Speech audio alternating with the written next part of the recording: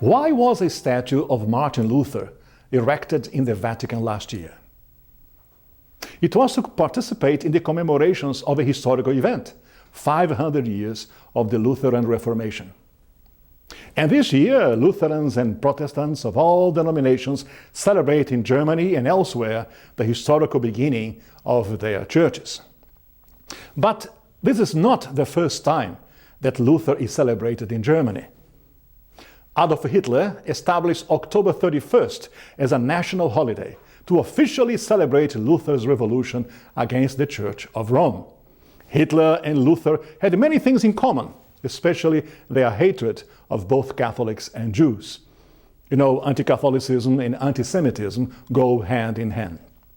But the fact is that Christendom was never the same after Luther. Because of his Reformation, today, instead of having one Lord, one faith, and one baptism, Ephesians 4:5, in the one Church of God, the pillar and mainstay of the truth, 1 Timothy 3:15, Christians today have thousands upon thousands of churches, denominations, sects, affiliations, missions, movements, etc., a myriad of different groups of people, everyone claiming to be fully Christian, even though there are visceral contradictions among their creeds and their moral codes. Another historical fact that is less known is that Luther's new doctrines were thoroughly refuted in chapter and in verse in his own lifetime by a very unique theologian, not a pope, not a bishop, not a priest, but a well-educated layman who crushed Luther's new doctrines about the sacraments of the Church. And who was that scholarly layman? None other than King Henry VIII, who later founded the Church of England. This is the greatest irony in Christian history, when the king who founded the Anglican Church was a great defender of the Catholic Church against Lutheranism. With the help of St. Thomas More, he wrote the book titled Defense of the Seven Sacraments against Martin Luther. And he joined a remarkable knowledge of sacred scripture, theology, history, the early church fathers, to an iron logic and a delightful wit to reduce Martin Luther to zero. Luther could not properly respond except with personal insults, as he was wont to do to those who disagreed with him. Now, in his book, Henry VIII defends the papacy. Oh yes, he defends the papacy. Indulgences for the souls in purgatory, Jesus' real presence in the Eucharist, the Mass as a true sacrifice, the confirmation sacrament of confession of sins to a priest, the holy orders, everything that is defended by the Catholic Catechism today. And the Pope of the time was Leo X, gave him the title Defender of the Faith. It was a glory to Christian England. But unfortunately, Henry VIII fell prey to the allurements of a courtesan, Anne Boleyn, and to marry her, he made himself the head of the church in England.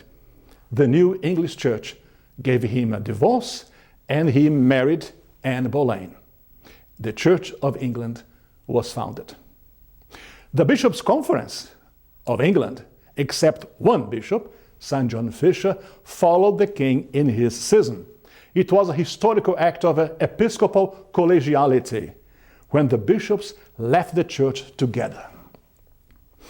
After that, the great bulk of Henry VIII practically disappeared in history.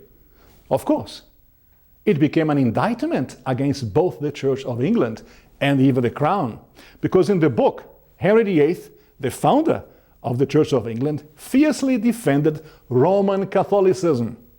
The famous Cardinal James Gibbons of Baltimore compared Henry VIII to a doctor of the church. Such was his sound erudition and orthodoxy in writing the book.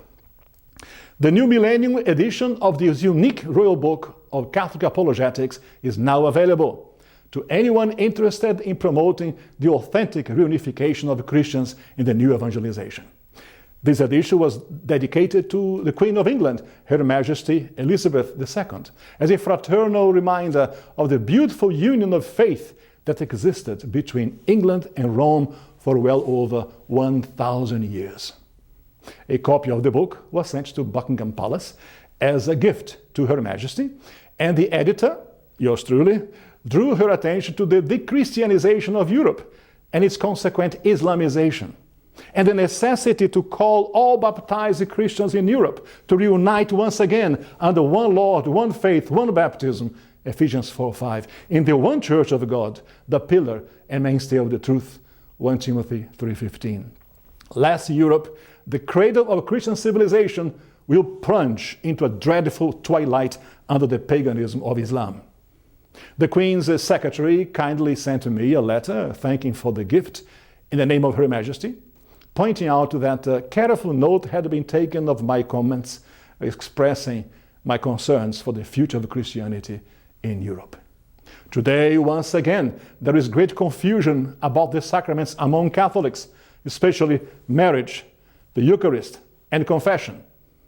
And this confusion has been enhanced by the ambiguities of Amoris Laetitia. Clarity of teaching on the 7 sacraments is necessary, and believe it or not, you will find it crystal clear in the book of King Henry VIII.